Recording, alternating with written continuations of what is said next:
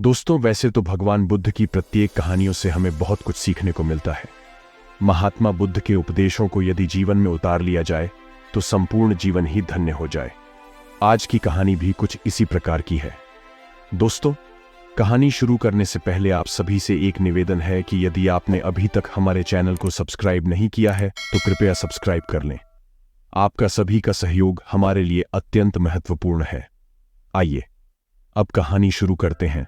बहुत समय पहले की बात है। बुद्ध के शिष्यों में एक शिष्य था, अनाथ पिंडक। वह धनी व्यक्ति था। उसका यह नाम इसलिए पड़ गया था क्योंकि वह रोज सुबह सुबह अपने घर के बाहर अच्छा भोजन बनाकर बैठ जाता था। उसके पास जो भी व्यक्ति आता था उसे वह भोजन खिलाता था। वह अनाथों के पिंड अर्थात भूखे व्यक्तियों का पेट भरता था, इसलिए उसका नाम अनाथ पिंडक पड़ गया। वह अपने काम और नाम से प्रसिद्ध हो गया था। उसका यश दूर दूर तक फैल गया था। बुद्ध ने भी उसकी ख्याति सुन रखी थी।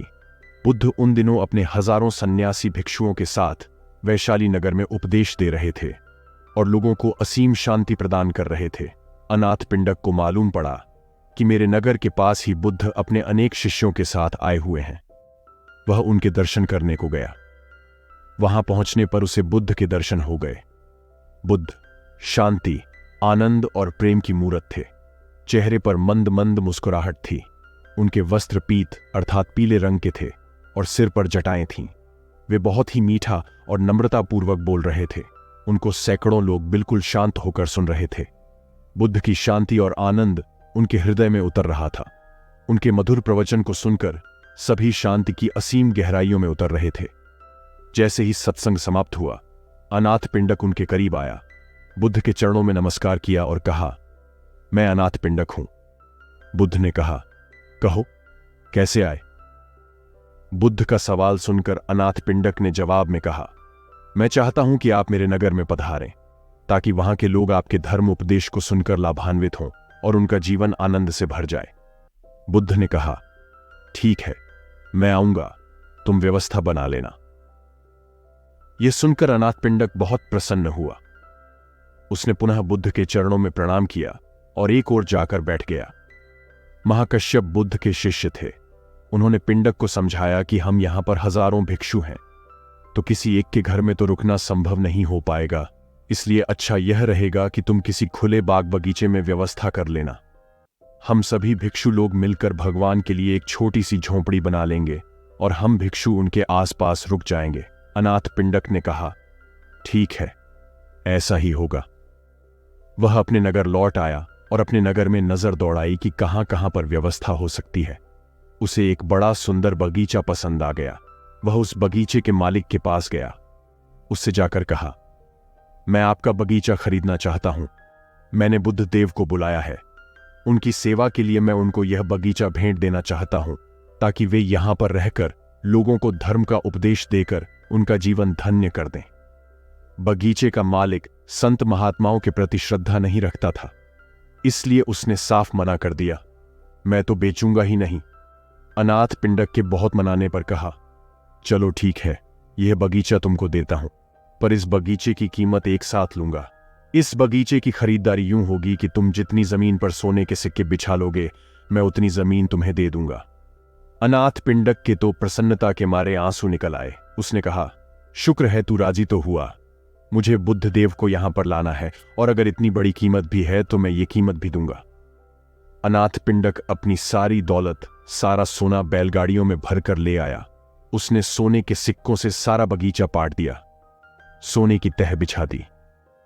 वहां के लोग अनाथ पिंडक को पागल कहने लगे। इसने एक महात्मा के लिए अपनी सारी संपत्ति लुटा दी है। लोगों को क्या मालूम कि संत, महात्मा और गुरु का सानिध्य कितना अमूल्य होता है। महात्मा बुद्ध 40 साल तक देश भर के गांव गांव में जाकर धर्म का उपदेश देते रहे। उनका यह भाव था कि जिस आनंद को मैंने पाया है वह जन जन तक पहुंचे। शांति पाने का अधिकार सबको है। वे घर घर जाकर ज्ञान का दीपक जलाना चाहते थे। उन्होंने जीवन भर अनेक दीपक जलाए। उनके उपदेश से अनगिनत लोगों का मन निर्मल हो गया। अनाथ पिंडक के मन में बस एक ही इच्छा थी कि मैं महात्मा बुद्ध का सानिध्य प्राप्त करूं, अपने नगरवासियों के साथ बैठकर बुद्ध देव का उपदेश, जो कि अमृत के समान है, सबके साथ बैठकर पी सकूं। बगीचे के मालिक ने देखा कि सारा बगीचा सोने के सिक्कों से पटा पड़ा है। वह अनाथ पिंडक की एक महात्मा के प्रति अगाध श्रद्धा को देखकर हैरान रह गया। उसका हृदय पिघल गया। श्रद्धा की बुझी हुई ज्योति जल उठी। उसने मन में कहा, मैंने बहुत ही गलत किया है। उसने हाथ जोड़कर अनाथ पिंडक से कहा, आप इन सारे सोने के सिक्कों को उठा लीजिए, मुझे धन नहीं चाहिए। इस सारे बगीचे को आप मेरी ओर से उपहार समझ लें। अनाथ पिंडक ने कहा, अब तो मैं वचन दे चुका हूं और अब मैं अपने दिए गए वचन से पीछे नहीं हटूंगा। अब तो तुम सारी स्वर्ण मुद्राएं उठा लो, मैं इस धन को स्वीकार नहीं करूंगा। ऐसा सुनकर बगीचे के मालिक ने अनाथ पिंडक के चरण पकड़कर कहा, आप मुझे माफ करें, मैंने आपके साथ जो व्यवहार किया है वह ठीक नहीं था। आज मैं पछता रहा हूं और मुझे स्वयं पर ग्लानि हो रही है।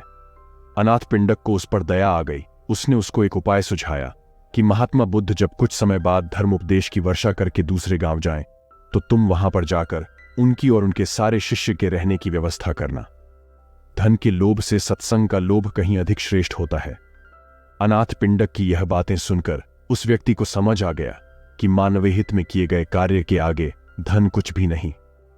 धन का लोभ व्यक्ति को स्वार्थी बना देता है। मेरे प्रिय साथियों, आशा करता हूं कि आपको महात्मा गौतम बुद्ध जी और अनाथ पिंडक की यह कहानी पसंद आई होगी। आप सभी लोगों का दिन शुभ हो। इन्हीं शुभकामनाओं के साथ मैं आपसे फिर मिलूंगा अगली कहानियों में। धन्यवाद।